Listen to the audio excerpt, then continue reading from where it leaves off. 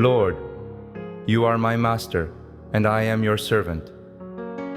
Let me not live as a slave to this world, but as a steward entrusted with your work. Whatever tasks come my way today, help me to carry them out with honesty and diligence, knowing they are given by you.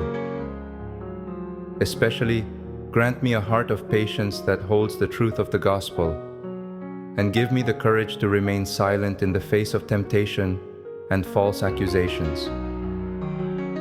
Help me to recognize that suffering is another name for successful and a shortcut to your will. In every situation, grant me a heart full of gratitude and trust toward my Master. In Jesus' name, I pray. Amen. Beloved, do not be surprised at the fiery trial when it comes upon you to test you, as though something strange were happening to you. But rejoice insofar as you share Christ's sufferings, that you may also rejoice and be glad when His glory is revealed. 1 Peter 4:12-13.